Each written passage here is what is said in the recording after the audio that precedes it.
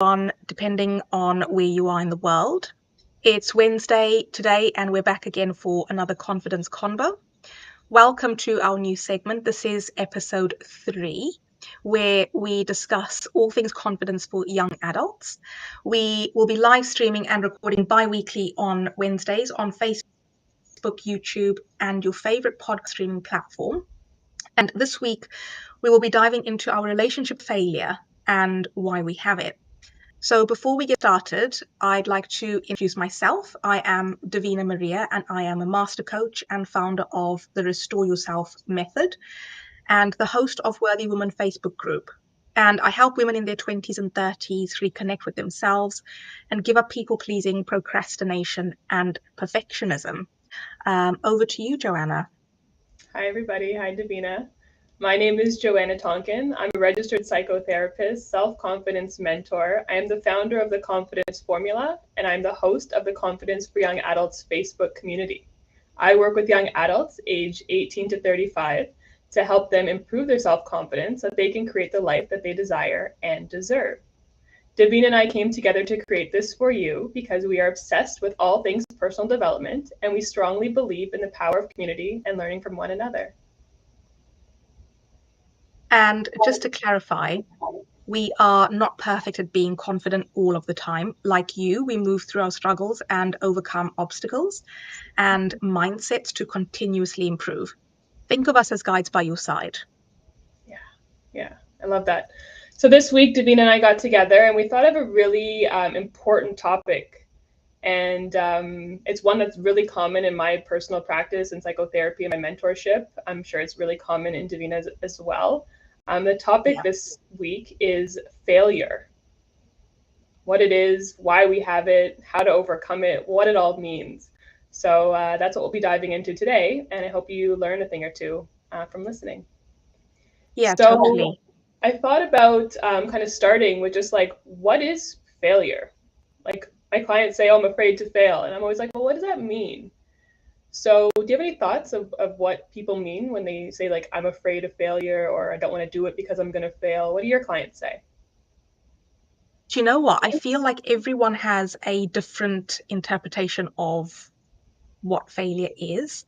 I think for some of my clients, I work with a lot of women who maybe are naturally sort of people pleasers. And I think sometimes failure to them means that they won't make someone else happy. And I think the guilt that they will feel if they disappoint someone is then translated into the word failure. And I think a lot of people have different meanings with it. And I think for me and my clients, what comes up quite a lot is the guilt that they feel, and perhaps also the judgment. A lot of my clients always say that they worry more about what other people think of what they're doing, or what they're saying, or how they dress, how they speak. So I think it's all about, for me and my clients and what I've learned, it's a lot about judgment and and just sort of on the people pleasing side, just the guilt that comes with maybe prioritizing yourself and then feeling like someone else is perhaps upset with you, or they're not very happy. I think that's really important. So it's like fear of failure comes from this kind of fear of judgment. And actually something that I wrote down was fear of rejection. Yes. Right? Which also kind of ties to that. We want people to like us, we want people to accept us. And if we are not pleasing them, if we're not doing things to make other people happy, then maybe we won't get that satisfaction. But I think also with the guilt, I think the guilt comes after the failure. Maybe we've already failed, now I feel guilty. I was also thinking about the word anxiety, right, which comes before. Right? So there's anxiety that I'm going to fail. If you do something and you feel like you failed, then you will feel guilty, right?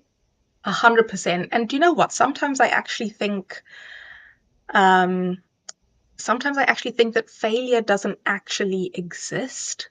I feel like we, perhaps when you spoke about anxiety, I kind of thought about how sometimes we get too far ahead of ourselves, and perhaps we start to worry about things that have not happened, Mm-hmm. and maybe get in our heads about it, and we kind of play out in our minds as if we know this is going to happen, and this is how I'm going to feel, and I'm going to fail, and yeah, I think sometimes we go so far into the future and we think about things that may or may not happen, and the failure kind of comes out of um, a situation that we can't control, and we actually don't know. We don't know what's going to happen, but we sort of build it up as if it is going to be this awful thing, and we're going to fail, and we're going to get it wrong, and someone's not going to be very happy with us. And then the kind of additional feelings of the anxiety and the guilt and everything will come up. But in that instance, I sometimes question myself whether, does it actually exist? Does failure actually exist? Mm-hmm. Mm-hmm. Yeah. And so I love that point because that's exactly what I wrote down. Like, what is failure? And I Mm, think that we have this idea of what failure is, and we have all this worry about this, concept of failing. And I too agree yeah. that failure to me means human development. That's how I translate it. And so I wrote down this kind of like formula. So it's human behavior equals trying something, failing, learning from it, and trying differently. And so I'll Yes. share a little example from this weekend. So I was in the pool with my 3-year-old nephew, and he's learning how to swim. And the first day, he's sitting on the stairs, and he's so afraid to get in the water because he doesn't, know how to swim, obviously, Hmm. right? And so the first day, he kind of stood there timidly on the stairway, and we're all, coaxing him into the water, but he wouldn't move, right? By day 2, he's like standing on the ledge, he's like jumping off, he's like swimming, and I'm like, how at 3 years old does someone go in like less than 24 hours from afraid to swim completely, wouldn't even go with mommy and daddy, to standing on the side of the pool and like jumping in and telling his mommy and daddy to like move back, give him more space to try this out? I was like kind of sitting with it and being like, if he was so afraid of swimming or afraid to jump in the water for fear that he was going to drown or fail or whatever it is, then like Yeah. he never would have tried, right? But as adults, we're so afraid to even like do the thing, to jump off the side of the pool into the water because we're afraid of what's going to happen. But that's really what Yeah. we need to do, is learn from children. And I thought that was a really like relevant experience to have this weekend while we were planning this talk today. Totally, totally. And I know when I was on my way home today, I was reading a Instagram post, and it was someone talking about failure, which is really interesting because we're having this chat today as well. And they said something very similar to what you've just said, that when we're babies and we can't walk, if Mm-hmm. we were afraid of failing at learning to walk, we wouldn't probably even stand. We would just kind of crawl and say, well, that's it. I'm too scared to Mm-hmm. kind of give it a go. If I stand, I might fall over and then I'll fail. So there's no point. And I mean, toddlers do not do that. They, Mm-hmm. you know, as we all know, we've all kind of been around toddlers, and they're very persistent. They might like try and walk, they might fall down, and then they'll get up again and they'll try again. And one day maybe they've only done one step or two steps. The next day maybe it's like another one step, and eventually we all get to a point where we're able to kind of get up and walk. So I think what you said there is really key. Sometimes perhaps as adults um, we let the story that we tell ourselves about what it is we are afraid to do determine whether we actually do it or not. Mm-hmm. Yeah. And yeah, I don't think toddlers have that same story. I think they're probably just like, I want to get moving and I'm going to do it. Yeah, yeah. And so then that tells us that that's a learned behavior, right? We're not born with the fear of failure. We learn that somewhere down the road. And so Yeah. I would like to think about, how did we learn to fear this, idea of failure? And, I think it comes from what you said, partially from what you said about fear of judgment, what I said, fear of rejection, but also this idea of comparing ourselves to others, right? If you have an older Yeah. sibling who's really good at math, and let's say you're just not as good at math, right? You feel like you're a failure. Or if you have a friend who's, better at track than you are, and you're not as good at track, you might feel like a failure too. So it's really about this idea of like, a rejection, judgment, but also this like idea of like comparing where we are in our journey to where someone else is in their journey. And there's just always going to be someone better than you, and there's always going to be someone who's not as good as you, and that's just the reality. So if we like stop comparing ourselves to other people and just kind of say like, this is where I'm at on my journey. If I want to improve in math, then I can study harder and I can do better, and that's kind of that human behavior formula that I shared before, try, fail, learn, try differently, right? We always have that potential, but if we're afraid of failure, then we're kind of selling ourselves short. Like we're not even giving ourselves the opportunity to get better at something, if that's important to us. Yeah, I think that is 100%, 100% accurate. And it actually made me think of another quote that I saw again this week, which is really strange because we're having this conversation. But it said, people who avoid failure also avoid success. So when I read that, I actually read it a few times because I was thinking that is so true. And like you said about the human behavior formula, that's exactly what it is.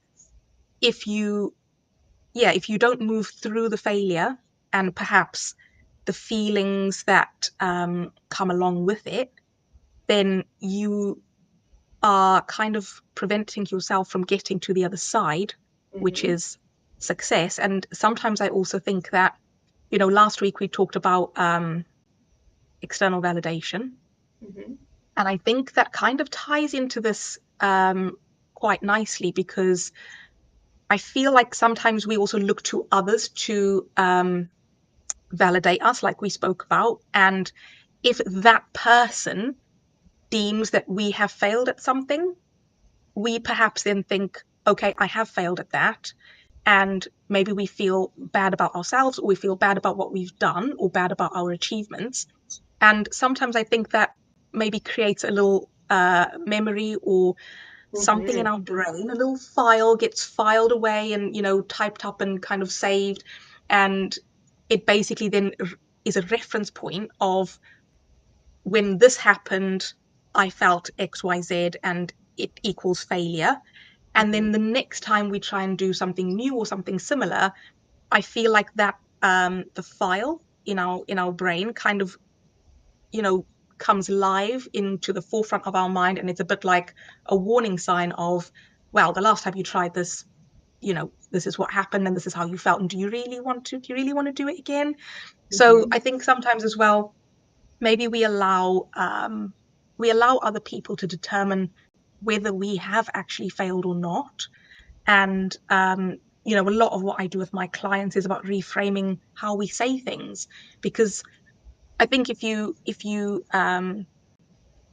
think about how you phrase when you feel that you failed, I think you can actually turn the wording around and the thoughts around and the beliefs around.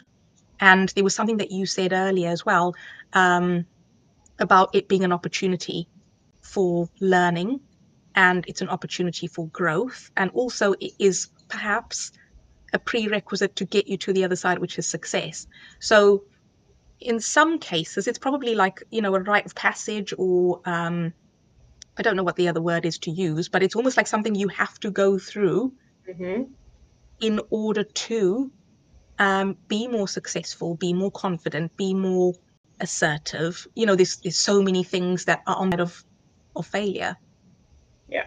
You almost ask anyone who's succeeded at anything in their life, how many times have you failed? And I'm sure the count would be pretty high, because you can't get good at things without failing, in essence. Yeah, totally. Yeah. And I also wonder whether perhaps sometimes it's not so much about actually failing at something, but sometimes I also wonder whether it's about the feelings that come up. So I mean, we've touched on anxiety, we've touched on guilt, and sometimes I think the very complex emotion of shame probably comes up as well when, people think about failure.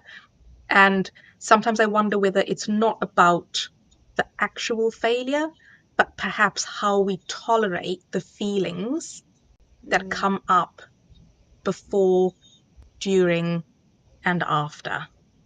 Yeah. And I don't know if you have any advice on that that sort of topic in terms of how does someone navigate the negative, I'm going to say negative, they're not really negative feelings, but how does someone navigate these uncomfortable feelings around failure?